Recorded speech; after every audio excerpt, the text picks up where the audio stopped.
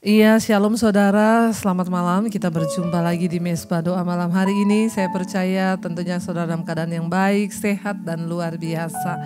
Selamat malam buat yang ada di Indonesia, juga buat yang ada di bangsa-bangsa. Kita percaya ya bahwa Tuhan senantiasa menyertai kita dalam segala keadaan apapun. Karena itu mari kita terus memuji menyembah Tuhan dalam segala perkara. Kita percaya saudara bahwa tangan Tuhan yang sanggup melakukan segala perkara dalam hidup kita. Mari kita tundukkan kepala, kita berdoa. Terima kasih Bapa, kami mengucap syukur buat malam ini. Tuhan kembali mengumpulkan kami untuk boleh sungguh-sungguh datang membawa pujian penyembahan kami. Tuhan, bertahtalah di atas pujian penyembahan kami, biar kami boleh merasakan hadirat Tuhan. Ketika kami menaikkan pujian penyembahan kami, hadirat-Mu turun mengalir atas setiap kami yang membuka hati. Terima kasih Bapa, kami percaya mungkin di depan kami ada banyak pintu-pintu yang tertutup, ada banyak jalan-jalan yang tertutup. Tapi kami percaya ketika Tuhan yang membuka pintu, ketika Tuhan yang membuka jalan, maka tidak ada satupun yang dapat menutupnya, tidak ada yang dapat menghalangi jalan Tuhan terjadi. Bagian kami hanyalah percaya dan terus memuji menyembah Engkau. Terima kasih Bapa, terima kasih Tuhan. Kami percaya, kami berserah Tuhan. Kami percaya, kami percaya Tuhan. Bila Engkau membukakan pintu bagi kami, maka tidak ada satupun yang dapat menutupnya. Bila Kau yang membuka pintu, tak ada satupun dapat menutupnya. Bila Kau yang mengangkat aku, tiada yang dapat merendahkanku. Katakan bila Kau yang membuka pintu, tak ada satupun dapat menutupnya. Bila Kau yang mengangkat aku, tiada yang dapat merendah.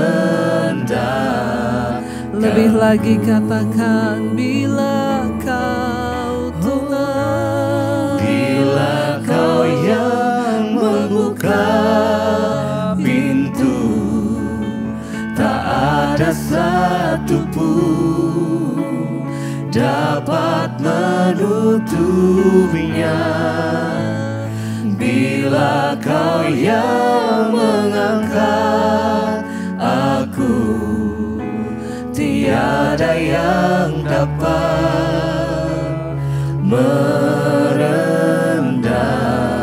Lebih lagi dengan iman percaya saudara bahwa bila Tuhan yang membuka pintu, katakan dengan iman, bila Kau yang membuka pintu, tak ada satupun dapat menutupnya.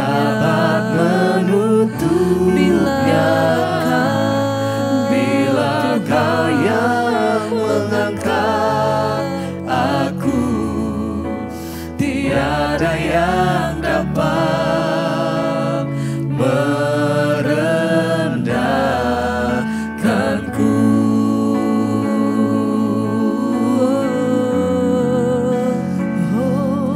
Bila Tuhan membuka pintu, tak ada seorang pun dapat menutupnya. Kami percaya kuasa-Mu Tuhan, kuasa yang sanggup membuka pintu yang tertutup berabad-abad. Tuhan sanggup membukanya saat kami berseru kepada Tuhan, saat kami berserah kepada Tuhan. Bahkan jalan-jalan yang tertutup Tuhan sanggup bukakan. Kami percaya bila Kau yang membuka pintu. Katakan saudara, tak ada satupun dapat menutupnya. Bila Kau yang mengangkat aku, tiada yang dapat merendah. Lebih lagi dengan iman katakan, bila Engkau Tuhan telah membuka, amin, yes Lord, tak ada satupun dapat menutupnya. Bila Kau yang mengangkat aku, tiada yang dapat. Sekali lagi dengan iman saudara, berkatakan dengan iman, percaya pada firman Tuhan yang berkata, bila Kau yang membuka pintu, tak ada satupun dapat menutupnya. Bila Kau yang mengangkat aku, tiada yang dapat merendahkanku. Oh Tuhan, kami percaya.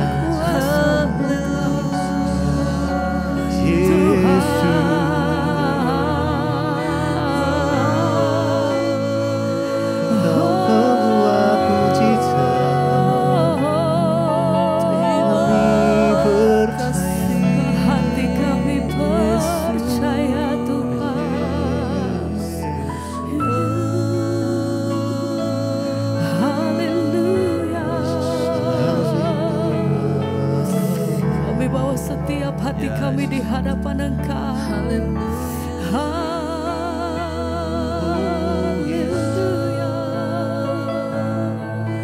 Terima kasih, terima kasih ya Tuhan.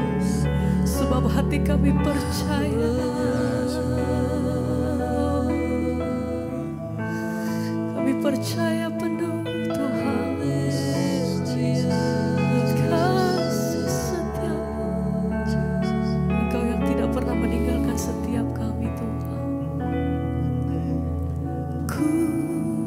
Yakin dan percaya Kau sanggup mengubah malam menjadi siang. Ku yakin dan percaya Kau sanggup mengubah beban menjadi berkat. Ku yakin dan percaya Yes Lord, Kau sanggup mengubah malam menjadi siang. Ku yakin dan percaya Kau sanggup mengubah beban menjadi berkat. Ku yakin dan percaya hati kami nyatakan Tuhan Kau sanggup mengubah malam menjadi siang. Yakin dan percaya Kau sanggup mengubah beban menjadi berkat.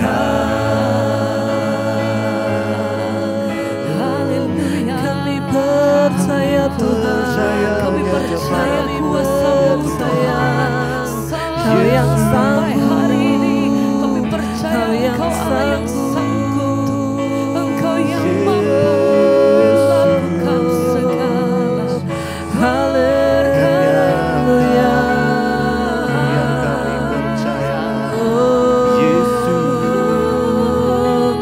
Ku yakin dan percaya Kau sanggup mengubah malam menjadi siang.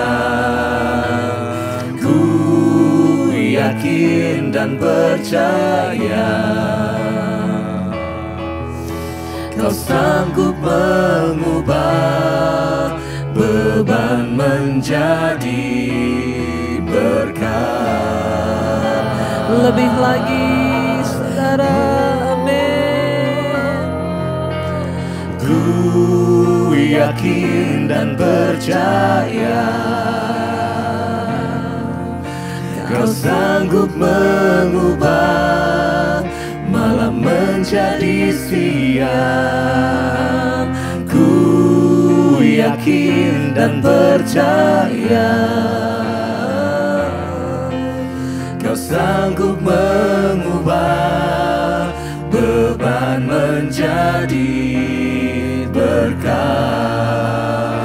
Kami yakin dan percaya.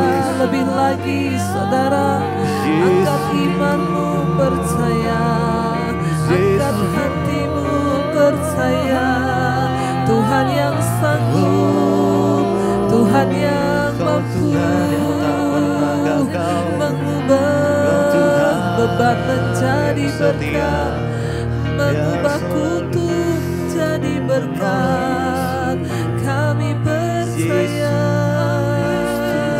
kami percaya, takkan kami ragukan. Kami percaya, sekali lagi katakan, ku yakin dan percaya Kau yang sanggup, Kau sanggup mengubah malam menjadi siang. Ku yakin dan percaya Kau yang sanggup, Kau sanggup mengubah beban menjadi berkat.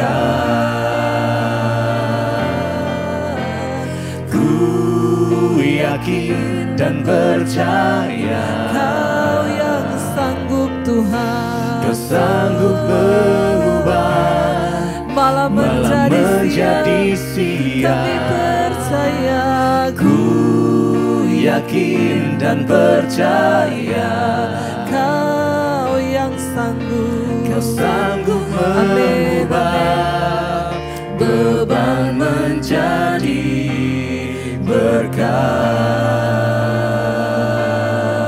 Kau Tuhan yang sanggup, Kau Tuhan yang mampu. Kami percaya, bahkan di saat keadaan kelihatannya semakin tidak menentu, kami menaruh iman, harap dan percaya kami hanya kepada Tuhan. Kami mau berkata kepadamu Tuhan malam hari ini, kami percaya, kami percaya, kami percaya Kau Tuhan yang sanggup.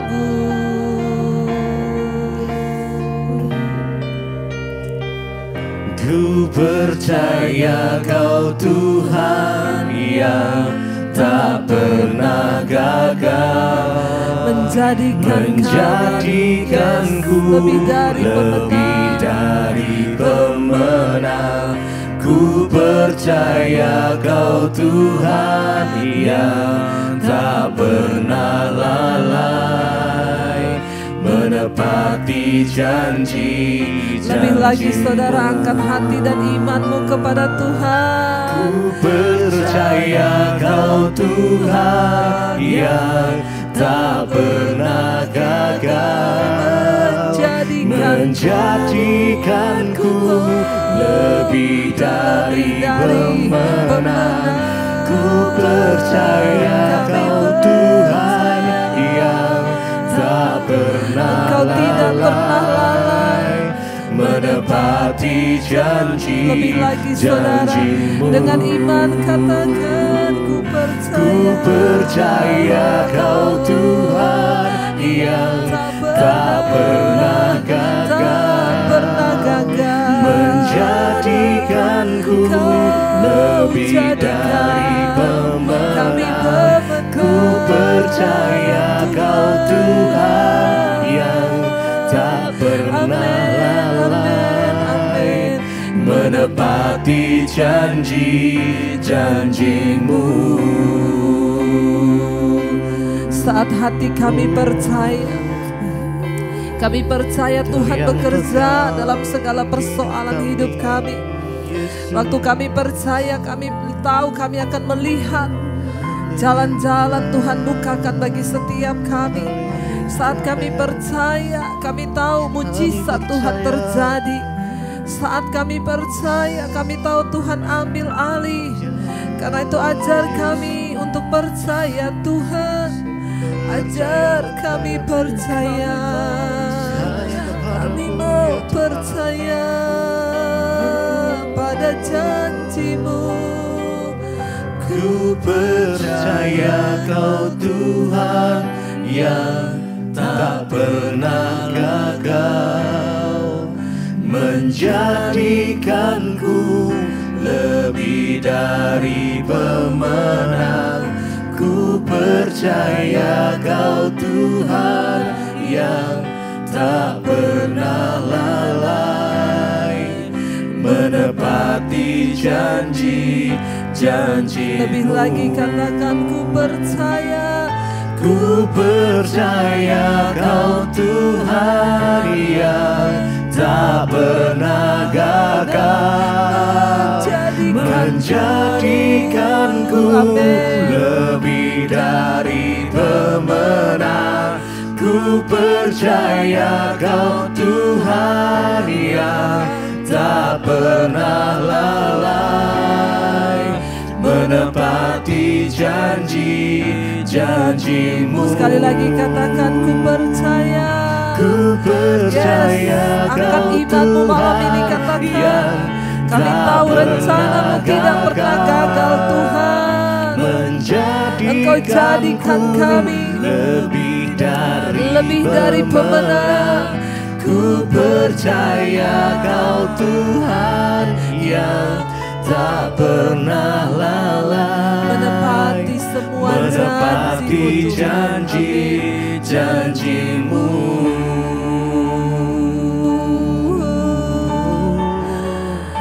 Segala janji Tuhan ialah ya dan amin. Segala janji Tuhan itu murni, seperti emas murni yang dimurnikan dalam peleburan dapur api. Tidak ada satupun rancangan-Mu yang gagal Tuhan. Kami percaya, kami telah melihat Engkau dahsyat dalam segala perbuatan tangan-Mu. Kami melihat betapa luar biasa Engkau Tuhan. Biar semua janji-janji-Mu tergenapi di hidup kami. Layakkan kami Tuhan, untuk melihat semua itu digenapi dalam hidup kami. Kalau malam ini kami akan belajar firman Tuhan, urapi hamba-Mu yang tidak ada apa-apanya Bapa. Urapi setiap kami Roh Kudus, di dalam nama Yesus. Kami sambut firman Tuhan, haleluya. Amin, amin, amin.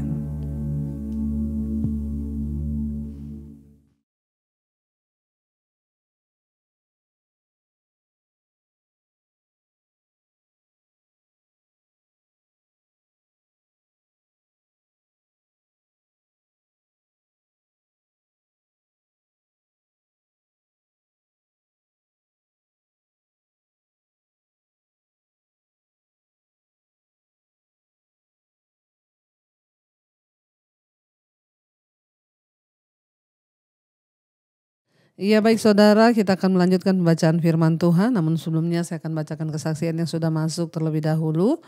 Selamat malam Ibu Debbie, ya saya mau bersaksi Bu, nama saya Stefani. Saya berasal dari Kota Luwuk, Sulawesi Tengah. Ya, shalom ya yang ada di Kota Luwuk, Sulawesi Tengah. Anak saya saat itu mau saya mandikan, ya. Ketika pampersnya mau saya buka, kakinya itu tersangkut di pampers. Jadi anak saya jatuh dan terduduk dengan cukup keras, ya, pantatnya mengenai lantai kamar mandi. Saat itu juga saya langsung takut, ya, karena katanya sangat berbahaya jika anak jatuh dan kena pantat terlebih dahulu. Ya, itu bisa berbahaya, ya, karena mengingatkan ada tulang ekor, ada apa, ya. Dan anak saya itu baru berumur 3 tahun. Singkat cerita, waktu sore saya lihat jalannya pincang dan dia terus berteriak kesakitan. Ya, hati saya semakin takut. Ya, saya membayangkan jika terjadi apa-apa, ya, keseleo atau tulangnya gimana atau tulang ekornya gimana akibat terjatuh di kamar mandi. Tapi saya selalu ingat, ya, apa yang Ibu Debbie pesankan bahwa minta kesembuhan yang dari Tuhan, ya, berdoa. Dan ya malam harinya saya berdoa kepada Tuhan. Saya menangis di kaki Tuhan.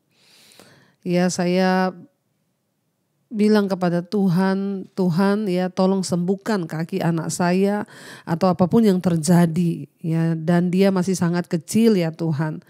Saya menangis, ya, saya memohon Tuhan menyembuhkan anak saya yang terus menahan kesakitan. Dan anak saya itu sebelum tidur, ya, dia juga saya selalu ajar untuk berdoa sambil saya tuntun, ya, doanya saya ajarkan kepada anak saya sebelum tidur, ya. Saya berkata, Tuhan Yesus, ya, sembuhkan kaki Brandon supaya bisa berjalan dengan baik dan tidak terjadi apa-apa, amin. Lalu setelah saya selesai doa, saya juga lanjut, ya, mesbah doa. Ketika Ibu Debbie berkata, ya, doa dan letakkan tangan di bagian yang sakit, saya langsung pegang kaki anak saya sambil saya berkata, darah Yesus, saya percaya Tuhan sembuhkan anak saya. Puji Tuhan, ketika bangun pagi, ya, Tuhan ajaib luar biasa, anak saya, ya, sudah disembuhkan Tuhan. Dia sudah jalan normal kembali, tidak lagi pincang dan tidak lagi kesakitan. Ya, bahkan dia sudah berlari-lari kembali seperti biasa. Saya bersyukur kepada Tuhan Yesus yang amat baik. Anak saya ini baru berumur 3 tahun, Ibu, namanya Brandon, dan dia selalu suka ikut mesbah syukur dan juga mesbah doa. Saya selalu ajak dia, ya, kalau lihat foto Ibu Debbie dia langsung kenal. Puji Tuhan, ya, saya jemaat mesbah doa dari sejak COVID, ya, saya mengikuti channel Ibu bahkan sewaktu saya hamil anak saya Brandon. Makanya dari kandungan, ya, anak saya ini selalu sudah ikut, ya, mendengar khotbah-khotbah Ibu.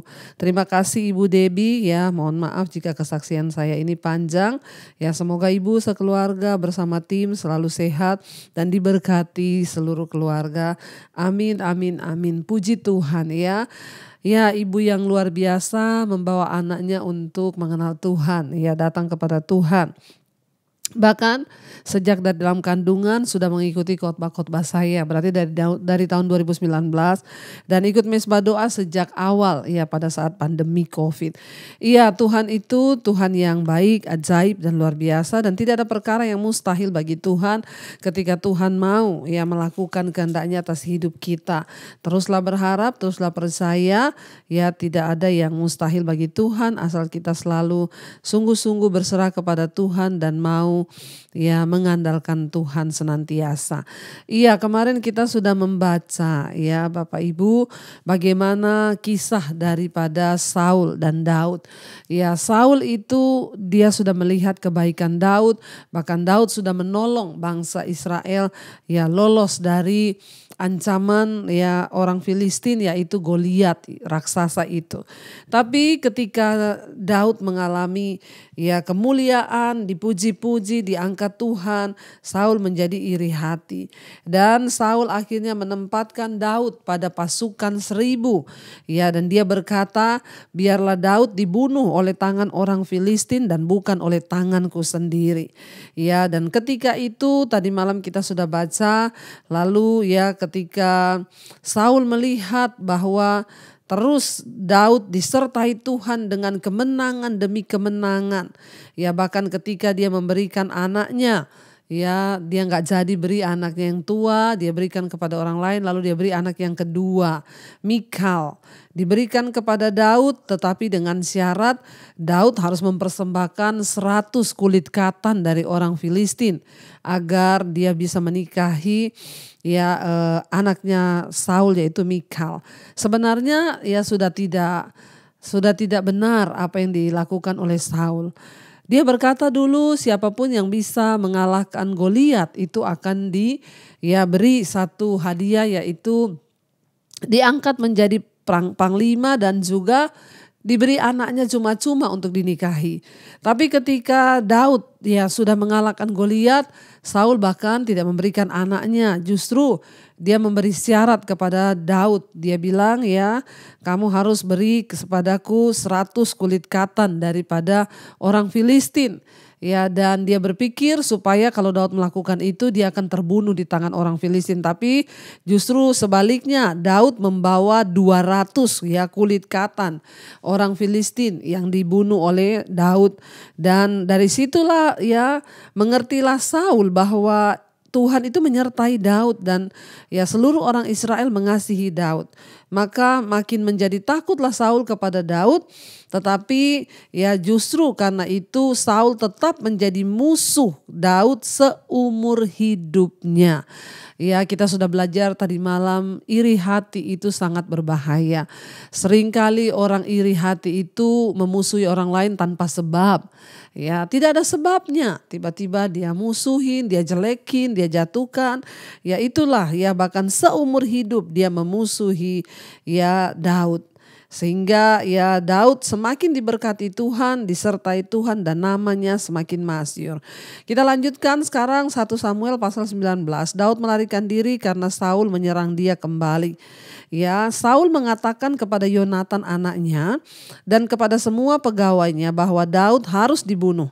Tetapi Yonatan anak Saul sangat suka kepada Saul. Sehingga Yonatan memberitahukan kepada Daud, ayahku Saul berikhtiar untuk membunuh engkau. Oleh sebab itu hati-hatilah, besok pagi duduklah di suatu tempat perlindungan dan bersembunyilah di sana. Aku akan keluar dan berdiri di sisi ayahku di padang tempatmu itu. Maka aku akan berbicara dengan ayahku perihalmu. Aku akan melihat bagaimana keadaannya lalu memberitahukannya kepadamu. Kita lihat di sini Bapak Ibu, akhirnya rasa iri hati Saul itu semakin besar kepada Daud. Dan apa yang terjadi, dia sekarang balas sudah terang-terangan, tidak lagi sembunyi-sembunyi, tetapi sudah terang-terangan. Dia berkata bahwa Daud harus dibunuh. Dia beritahukan kepada anaknya. Padahal anaknya ini adalah sahabat karib dari Daud. Bahkan jiwa mereka menyatu, dikatakan mereka bersahabat. Jadi kita lihat apakah pernah bisa dibenarkan kalau anak itu tidak taat kepada orang tua. Yonatan itu sahabat Daud, tapi Saul meminta untuk Yonatan bekerja sama untuk membunuh Daud. Jadi dalam hal ini bagaimana dan apa yang akan Yonatan lakukan? Ketika dia mendengar tiba-tiba ayahnya berkata Daud harus dibunuh. Dan prinsip dari firman Tuhan jelas dikatakan bahwa kita harus tunduk kepada orang tua. Dan anak harus mentaati orang tua, tetapi kita harus lebih mentaati Tuhan tentunya. Mentaati orang tua di dalam tanda kutip selama itu memang ajarannya adalah kebenaran. Tapi kalau bukan kebenaran jangan ditaati, karena itu akan membawa kita justru jatuh di dalam dosa. Dan di sini dikatakan kita harus lebih mentaati Tuhan daripada manusia. Prinsip ini bahwa ketika anak sudah cukup dewasa dan bertanggung jawab untuk mengetahui bahwa adanya penyesatan atau kesalahan dari ajaran orang tua, maka peran anak adalah menghormati Ya memang kita harus mentaati orang tua tetapi bukan mengikuti perintah atau nasihat yang justru melanggar hukum-hukum Allah.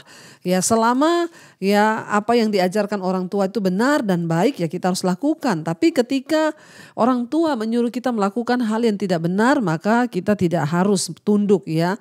Selama di dalam Tuhan kita tunduk. Dan akhirnya ya Yonatan memberitahukan kepada Daud. Ya dia lebih mengasihi Daud dan dia tahu Daud adalah orang benar yang disertai Tuhan. Makanya Yonatan berkata, ayahku berikhtiar untuk membunuh engkau. Ya dan Yonatan berkata, kamu besok pergi ke padang dan aku akan membicarakan perihalmu kepada ayahku. Nanti kita lihat ya bagaimana reaksi ayah. Ayat yang keempat, lalu Yonatan mengatakan yang baik tentang Daud kepada Saul ayahnya. Karena katanya janganlah raja berbuat dosa terhadap Daud hambanya ya. Sebab ia tidak berbuat dosa terhadapmu ya. Ia tidak berbuat dosa terhadapmu. Ya, bukankah apa yang diperbuatnya sangat baik bagimu? Yonatan dalam hal ini mencoba menasihati ayahnya. Dia bilang, kenapa engkau mau membunuh Daud? Jangan berbuat dosa terhadap Daud karena Daud itu gak pernah berbuat jahat kepadamu. Justru dia sudah berbuat baik kepadamu. Tapi namanya orang iri hati, sakit hati, ya orang itu jahat, hatinya jahat, ya dia tidak mau mempedulikan. Bahkan ketika itu Yonatan berkata ayat yang ke-8, ayat yang ke-5 di sana, ia telah mempertaruhkan nyawanya dan telah mengalahkan orang Filistin itu dan Tuhan telah memberikan kemenangan yang besar kepada seluruh Israel. Engkau sudah melihatnya dan bahkan engkau bersuka cita karenanya. Mengapa engkau hendak berbuat dosa terhadap darah orang yang tidak bersalah dengan membunuh Daud tanpa alasan? Ya, jadi kita melihat di sini Bapak Ibu ya. Sebagai seorang anak kita juga wajib menasihati orang tua kalau dia berbuat salah. Bukan berarti orang tua itu ya tidak bisa dinasihati. Saat dia berbuat salah ya kita tegur, kita nasihati. Orang tua pun membutuhkan masukan kalau memang dia salah. Makanya ya Yonatan berkata kepada Saul, kenapa engkau ingin membunuh Daud? Daud itu gak melakukan kesalahan apa-apa kepadamu. Justru dia sudah berbuat baik kepadamu. Bahkan dia sudah mempertaruhkan nyawanya bagimu, bagi kerajaanmu dan bagi seluruh orang Israel. Bahkan engkau lihat sendiri Tuhan menyertai dia dan memberikan kemenangan. Bahkan engkau pun juga bersuka cita karenanya. Ya, jadi Yonatan mencoba mengingatkan ayahnya bahwa ya jangan engkau berbuat dosa dengan membunuh Daud tanpa alasan. Engkau berbuat dosa kepada dia. Ya, jadi Bapak Ibu sekalipun ya kita mungkin itu orang tua, dia lebih tua dari kita, kalau dia ya salah jalan atau melakukan sesuatu yang tidak sesuai firman Tuhan, tegur, nasihati. Sebagai orang tua pun ya jangan sombong. Mari kita ini rela menerima atau mendengar atau ya mentaati nasihat sekalipun itu dari anak atau orang yang lebih muda dari kita, kalau itu membawa kepada kebaikan dan memang menuntun kita kembali kepada jalan kebenaran, dengarkanlah. Jadi Yonatan sebenarnya sudah mencegah ayahnya untuk melakukan dosa yang besar di hadapan Tuhan dengan membunuh Daud, orang yang diurapi Tuhan. Ya, ayat yang ke-6, Saul mendengarkan perkataan Yonatan dan Saul bersumpah, demi Tuhan yang hidup, ia tidak akan dibunuh. Lalu Yonatan memanggil Daud dan Yonatan memberitahukan kepadanya segala perkataan itu. Yonatan membawa Daud kepada Saul dan ia bekerja padanya seperti dahulu. Jadi kita lihat di sini ya, pada waktu itu secara ya sepintas kelihatannya ya Saul mendengarkan apa yang Yonatan katakan. Karena kita tahu bersama Yonatan ini adalah anak kesayangannya Raja Saul. Sehingga dia berpura-pura mendengarkan Yonatan. Dia berkata, ya demi Tuhan yang hidup, ia tidak akan dibunuh. Bahkan dia bersumpah demi nama Tuhan. Jangan terlalu gampang bersumpah demi nama Tuhan, apalagi kalau ya itu memang kebohongan, sangat berbahaya ya. Lalu Yonatan akhirnya memanggil Daud. Ketika Daud sudah bersembunyi, dipanggil sama Yonatan, ayo kembali. Papaku sudah bersumpah bahwa dia tidak akan membunuh engkau. Sini engkau bekerja lagi seperti dahulu ya kepada papaku. Ayat yang ke-8, ketika perang pecah pula, maka majulah Daud dan berperang melawan orang Filistin. Ia menimbulkan kekalahan besar di antara mereka sehingga mereka melarikan diri dari depannya. Ya, kita lihat di sini akhirnya Daud memenangkan pertempuran lagi, mengalahkan orang Filistin dengan kekalahan yang besar, dan Daud mengalami kemenangan. Ayat 9. Tetapi roh jahat yang daripada Tuhan hingga pada Saul ketika ia duduk di rumahnya dengan tombaknya di tangannya dan Daud sedang main kecapi. Lalu Saul berikhtiar menancapkan Daud ke dinding dengan tombaknya. Tetapi Daud mengelakkan tikaman Saul sehingga Saul mengenai dinding ya dengan tombak itu. Sesudah itu Daud melarikan diri dan luputlah ia pada malam itu. Ya, jadi kita lihat lalu ketika memang Saul ini hatinya jahat, dikatakan dia diganggu roh jahat lagi yang daripada Tuhan, artinya yang Tuhan izinkan untuk mengganggu ya Saul. Ya, namanya roh jahat. Kenapa roh jahat masuk dalam seseorang? Ya karena memang orang itu jahat. Ya kalau kita hatinya baik, dari awal kita sudah belajar tentang karakter Saul ini, dia jahat. Makanya roh jahat itu memang mau masuk dan Tuhan mengizinkan ya Saul dirasuki oleh roh jahat. Sehingga malam itu dia mau bunuh lagi kepada Daud. Ayat 11, kemudian Saul mengirim orang ya suruhan ke rumah Daud untuk mengamat-ngamati dan untuk membunuh dia pada waktu pagi. Tetapi Mikal istri Daud memberitahukan kepadanya demikian, jika engkau tidak dapat meluputkan dirimu malam ini, maka besok engkau akan dibunuh. Ya, anak Saul sendiri, Mikal, yang diberikan bagi Daud, ya dialah yang memberitahukan kepada Daud bahwa dia akan dibunuh besok pagi. Lalu Mikal menurunkan Daud dari jendela. Ia pergi melarikan diri dan luputlah ia. 13, sesudah itu Mikal mengambil terafim dan menaruhnya di tempat tidur. Ditaruhnyalah sehelai tenunan bulu kambing di bagian kepala dan ditutupinya dengan selimut. Ayat 14, lalu Saul mengirim orang-orang suruhan untuk mengambil Daud. Tetapi perempuan itu berkata, ia sakit. Ya, sesudah itu Saul mengirim orang-orang suruhan itu untuk melihat Daud. Katanya, bawalah dia di atas tempat tidur itu kemari supaya ia dibunuh.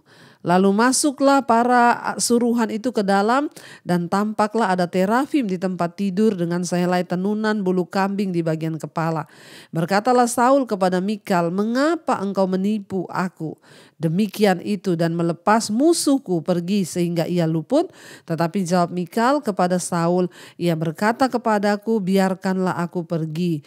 Apa perlunya aku membunuh engkau?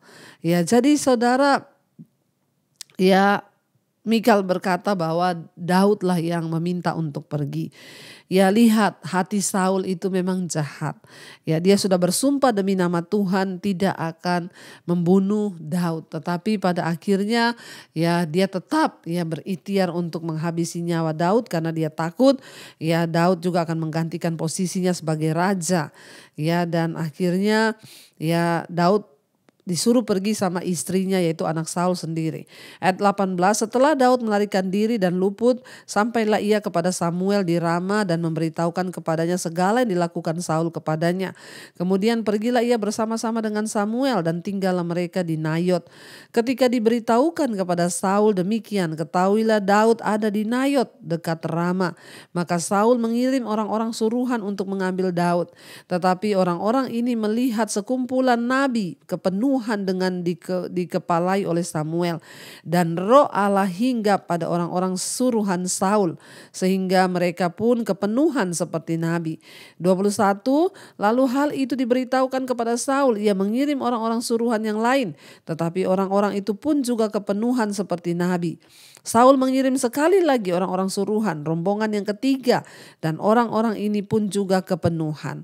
Lalu ia sendiri pergi ke Rama. Sesampainya ke dekat perigi besar yang di Seku, bertanyalah ia, katanya, di mana Samuel dan Daud?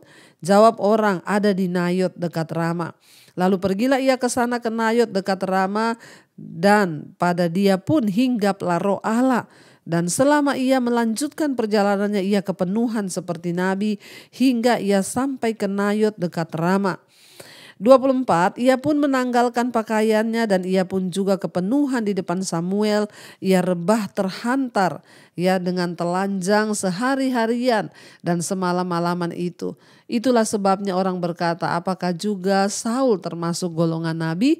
Ketika sampai di sana, Saul membuka bajunya, lalu dia jatuh ya, dan dikatakan dia ya dipenuhi oleh Roh Allah, dan akhirnya dia jatuh tergeletak ya, dan dipenuhi oleh Roh Tuhan, kepenuhan, dan dia rebah ya, rebah terhantar ya, dia nggak pakai baju saudara ya, dan sehari-hari ya semalam-malaman itulah dia dikuasai oleh Roh Allah, dipenuhi. Memang dari zaman perjanjian lama kepenuhan Roh Kudus itu sudah terjadi ya. Dan bahkan orang yang kepenuhan Roh Kudus itu bisa rebah atau jatuh. Ya sehingga pada waktu itu orang bertanya, apakah Samuel ini juga termasuk golongan nabi? Ya kita lihat di sini, ini adalah ya untuk kedua kalinya Saul mengejutkan semua orang dengan bergabung dengan kelompok nabi dan bernubuat. Ini rupanya adalah sekelompok orang yang mengalami ya kepenuhan Roh Allah. Ya, keadaan ini sangat penuh dengan kuasa dan mudah menjalar kepada setiap orang yang bertemu dengan mereka. Ya, kita tidak mengetahui apakah mereka itu ya memberitakan pesan-pesan dari Allah atau hanya ya ikut di dalam manifestasi Roh Kudus saat itu saja. Jadi pertama kali hal ini juga sudah pernah Saul alami ketika dia akan dipilih menjadi raja, diurapi oleh Samuel, dia berjalan bersama dengan kelompok nabi-nabi dan dia kepenuhan. Ya, tepat setelah ia diurapi menjadi raja dan dia tidak dan mau menerima tanggung jawab itu. Kali ini Saul dikuasai lagi ya oleh Roh Allah, tetapi pada saat ini dia sedang dipenuhi oleh rasa iri hati terhadap ya Daud. Ya, tetapi Roh Allah menghentikannya supaya ia tidak bisa mencelakai Daud. Namun meskipun Saul telah menerima Roh Allah dan dia juga ikut bernubuat, tapi hati dan pikirannya itu memang tidak mengasihi Allah. Dan dia hanya memikirkan pikiran-pikiran yang jahat di dalam pikiran dan hatinya. Jadi ingat Bapak Ibu, ya sekalipun orang itu mungkin dipenuhi Roh Kudus, rebah, ya kita sering melihat ketika ada KKR orang didoakan dia jatuh. Tapi kalau memang dasar hatinya jahat, Tuhan pun gak bisa memaksa orang. Ya saat itu dia bisa kepenuhan, tapi semua tergantung dari kita. Ya jadi bukan menjadi tolak ukur ketika orang rebah, wah berarti hidupnya sudah kudus. Ya wah dia ditumpang tangan jatuh, dia berbahasa roh, oh berarti hidupnya sudah benar. No, ya itu karunia dari Roh Kudus, tetapi yang Tuhan tuntut dari kita adalah buah Roh Kudus ya. Kita harus berbuah, itu adalah perubahan karakter sebab Tuhan melihat hati. Sekalipun Saul sudah diurapi kepenuhan Roh Allah, tapi dasar hatinya jahat, pikirannya jahat, hidupnya jahat, ya dia tetap jahat karena dia tidak membuka hatinya untuk Tuhan, dia tidak membiarkan Roh Kudus masuk dalam dirinya, menguasai hati dan pikirannya. Ingat, Tuhan itu ya melihat kehendak bebas kita. Tuhan menciptakan kita dengan kehendak bebas. Sejauh mana engkau membuka hatimu bagi Roh Kudus bekerja, sejauh itulah Roh Kudus akan mengubahkan hidupmu. Tapi kalau engkau tetap jahat, iri hati, sakit hati, ya maka ya kejahatanlah yang akan memimpin hidupmu. Kita akan lanjutkan besok. Mari kita tundukkan kepala, kita berdoa. Terima kasih Bapa, kami bersyukur buat malam ini Tuhan. Sebab Engkau Tuhan yang memberikan kepada kami kekuatan untuk kami boleh menjalani hidup, untuk kami juga boleh senantiasa boleh dipenuhi oleh Roh Kudus-Mu ya Tuhan. Kami belajar dari Saul karena dia memiliki hati yang jahat, pikiran yang jahat dan tidak membuka hatinya bagi Roh Kudus, bagi Tuhan. Makanya dia tetap dikuasai oleh hal-hal yang jahat. Biarlah hari ini kami semua membuka hati dan hidup kami untuk Roh Kudus bekerja. Dengan sikap hati yang baik kami mau bertobat dari segala iri hati, sakit hati. Tapi kami mau fokus hanya kepada Tuhan saja. Bapa berkati setiap anak-anak-Mu yang rindu semakin mengenal Engkau. Mereka setia mengikuti mesbah doa. Lepaskan dari segala keterikatan hal-hal yang jahat. Iri hati, sakit hati, kecewa, amarah, kepahitan, kebencian. Bahkan dosa-dosa yang mengikat kenajisan, percabulan, homoseksual, lesbian, perselingkuhan, rokok, minuman keras, obat-obatan terlarang, narkoba, judi, apapun Tuhan yang jahat. Biarlah Tuhan lepaskan setiap kami. Yang terikat dengan obat tidur, obat penenang, Tuhan lepaskan dalam nama Yesus. Kami mau hidup dalam kemerdekaan-Mu ya Bapa. Tuhan memberkati setiap mereka dalam masalah keuangan, hutang piutang. Tuhan tolong, tidak ada perkara yang mustahil bagi Engkau. Berkati setiap anak-anak-Mu yang terus setia mencari wajah-Mu. Bapa, damai sejahtera-Mu turun. Bahkan mereka yang sedang terbaring sakit malam ini, mari Bapak Ibu letakkan tangan-Mu di bagian yang sakit. Dan perkatakan di dalam nama Tuhan Yesus, aku percaya ada kesembuhan. Biarlah kesembuhan boleh terjadi dalam hidup kita. Terima kasih Bapa, Engkau memberkati setiap anak-anak-Mu yang terus berharap hanya kepada-Mu. Biarlah Tuhan damai sejahtera, sukacita-Mu melimpah atas kehidupan setiap kami. Kami juga melepaskan berkat Tuhan untuk setiap mereka yang rindu punya keturunan.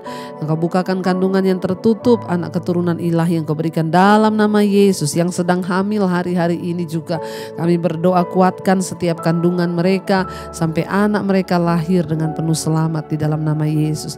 Engkau juga Tuhan yang memberkati Tuhan untuk setiap anak-anak-Mu yang bergumul untuk pemulihan rumah tangga. Biarlah Tuhan juga turut bekerja. Kami mengangkat tangan bagi bangsa dan negara kami Indonesia, Bapak Presiden Jokowi, wakilnya, seluruh jajaran pemerintahan yang ada. Roh takut akan Tuhan turun atas hidup mereka. Bahkan kami berdoa Bapak untuk setiap mereka Tuhan yang hari-hari ini sedang mencalonkan diri di pilkada.